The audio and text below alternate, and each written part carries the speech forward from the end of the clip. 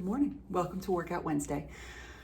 In honor of my upcoming webinar, Menstrual Matters, September 7th, 7 p.m., link to register in my bio or in the comments, I would like to talk just briefly about exercise and the menstrual cycle and how it can affect exercise or how you feel about exercising.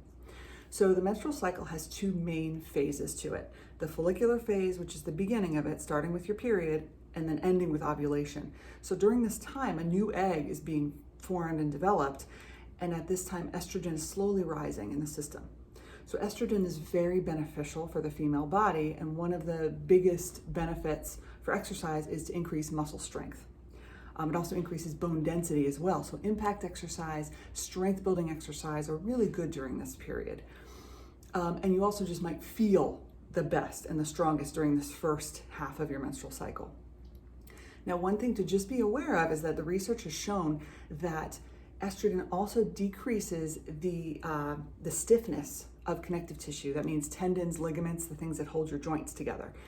So it's just something to be aware of if you're doing a lot of high intensity training, a lot of agility training, impact training, jumping, cutting, that during the later follicular phase and into that midpoint in your ovulation, when estrogen is high, it just means that it's something to be aware of, that these connective tissues might be a little bit more lax. So you just really want to be paying attention to good form, really working on that muscle strength, stability to help support those joints. In that second phase, the luteal phase, progesterone is starting to rise, estrogen is dropping a little bit. And so during this time, you might start to just feel some of those PMS symptoms coming on, the bloating and the fatigue. So you might just notice that you are a little bit less energetic, a little bit less primed for exercise. So it's just something to be aware of, that it doesn't mean you can't exercise, doesn't mean that strength training isn't a good thing to do during this time, doesn't mean you should hold off on anything. It just means that it's a good thing to be aware of, and so that if you notice that you're kind of dragging a little bit, it could be having to do with where you are in your cycle. So that being said, how do you know?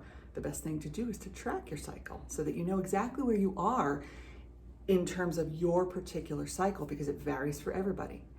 So we'll talk about cycle tracking, and we'll talk a little bit more about this type of stuff in my webinar. So if you're at all interested, please feel free to register, and I hope to see you there.